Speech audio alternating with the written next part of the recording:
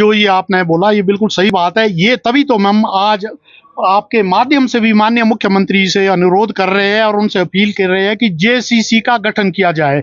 और जेसीसी ही एक ऐसा प्लेटफॉर्म है जिसमें जो ये आपने बोला ये बिल्कुल सही बात है। ये तभी तो हम आज आपके माध्यम से भी माननीय मुख्यमंत्री से अनुरोध कर रहे हैं और उनसे अपील कर रहे हैं कि जेसीसी का गठन किया जाए। और जेसीसी ही एक ऐसा प्लेटफॉर्म है जिसमें जो ये आपने बोला ये बिल्कुल सही बात है। ये तभी तो हम आज आपके माध्यम से भी माननीय मुख्यमंत्री से national welfare association Himachal Pradesh की हमारी त्रैमासिक बैठक है। इसमें हमारे जो है पूरे स्टेट कार्यकारिणी के जो सदस्य है वो उपस्थित होते हैं। हमारे कांगड़ा से सुरेश ठाकुर जी है, वो सीनियर वाइस प्रेसिडेंट भी है, कांगड़ा जिला के प्रधान है। और एक सिरमौर से हमारे SD शर्मा जी है, यहाँ वो ये हमारे सीनियर वाइस प्रेसिडेंट है। कुल्लू से शेष राम ठाकुर है, स्टेट कार्यकारिणी में वाइस प्रेसिडेंट है, कुल्लू जिला के प्रधान है। इसके अलावा हमारे समस्त जिलाओं के जो प्रधान और जनरल सेक्रेटरी है उस इस बैठक में यहाँ उपस्थित है। हिमाचल प्रदेश में पेंशनर वेलफेयर एसोसिएशन है, ये पेंशनर का सबसे बड़ा एसोसिएशन है। तकरीबन इसके कोई 1.5 लाख के करीब पेंशनर जो है इसके हमारे जो मेंबर्स है और हमारे थ्रू आते हैं। हमारी जो एसोसिएशन की ब्रांचेज है हर जिले में है। और इसके अलावा एक यूनिट हमारा पंचकुला है, जो हिमाचल प्रदेश के पेंशन रिटायर हुए पंचकुला में रहते।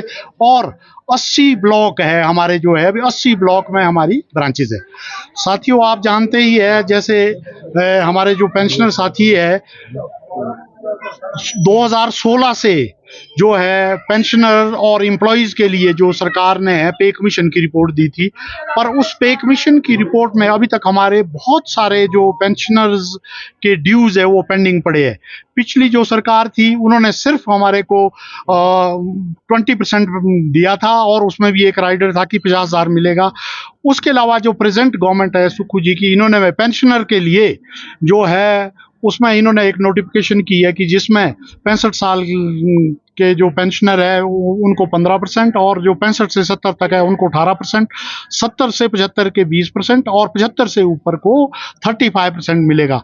वही जो पेंशनर को है उससे थोड़ा सा जो लाभ मिला है। और अभी भी तकरीबन पेंशनर्स का 50% ड्यू जो है सरकार के पास पेंडिंग पड़ा है।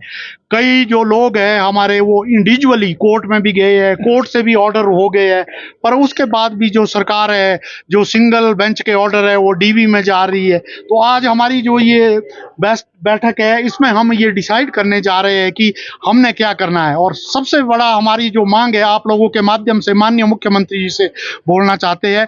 माननीय मुख्यमंत्री जी जो है हमारे कर्मचारी और पेंशनर के हितैषी है, क्योंकि उन्होंने एक जो सबसे बड़ा फैसला लिया है कि जो NPS के बदले OPS दी है। इसलिए हम बोलते हैं कि और पेंशनर्स के लिए भी जो इन्होंने अभी नोटिफिकेशन दिया, इसलिए हम उनको बोलते हैं कि वो कर्मचारी और पेंशनर के हितैषी है। तो आपके माध्यम से भी हम उनसे अनुरोध करेंगे कि पेंशनर के लिए जल्दी से जल्दी JCC का गठन किया जाए। जैसे ही कोड ऑफ कंडक्ट खत्म होता है इसके बाद पेंशनर का JCC का गठन किया जाए।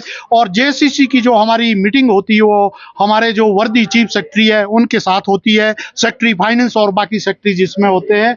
जितनी भी पेंशनर्स के मुद्दे हैं उसके ऊपर बात होती है।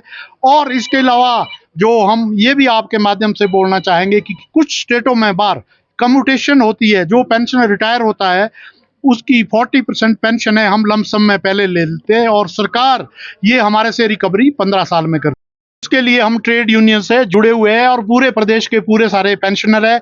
उसके हम वो सोचेंगे, कोर्ट तो बाद की बात है, उससे पहले हमारी सरकार अगर हमारी ये बात नहीं मानती, पूरे प्रदेश में हमने जैसे पहले भी किया था हम धरना प्रदर्शन कर सकते हैं और सरकार के से बात करेंगे। कोर्ट का तो लास्ट रिजॉल्ट रहता है वो तो जाएंगे, पर उससे पहले हमें उम्मीद पूरी है कि सरकार JCC के लिए हमें बुलाएगी और हमारे से बैठक करेगी और जो हमारे जो डिमांड्स है उनका निवारण करेगी। नहीं तो ट्रेड यूनियन में जो जो भी हमारे जो रहता है ड्यू रहता है, जो जो भी हमारी व्यवस्था होती है, पहले सरकार से बात करो उसके बाद सड़कों में आओ। कोर्ट तो लास्ट रिजॉल्ट है तो वो भी हम सोच सकते हैं, पर वो पहले हमारा प्लेटफॉर्म नहीं है। हम सरकार से बातचीत करेंगे और धरना प्रदर्शन करने में भी हम नहीं हिचकिचाएंगे। डिमांड चार्ट भी भेजा है गवर्नमेंट को, कोई टाइम बाउंड किया गया बिल्कुल, है? हमने लंबे अरसे से पेंडिंग है आपका एरिया। सरकार को हमने डिमांड चार्टर भेजा है और सरकार ने ऐसा है कि जो पिछली नोटिफिकेशन की है उसमें खास करके वो पेंशनर जो हमारे 70-75 साल से ऊपर है उनको 1.5 और 2-2 लाख मिला भी है। जो पिछली नोटिफिकेशन हुई है तभी तो बोला उससे बेनिफिट हुआ, पर ये जो ड्यू था हमारे को ये पिछली गवर्नमेंट से लेकर था। होना तो ये चीज था जो हमारी पिछली गवर्नमेंट थी वो अगर 2-3 किस्तों में भी दे देती तो आज ये नौबत नहीं आते, पर पिछली गवर्नमेंट ने तो हमारे को डीए भी नहीं दिया था जो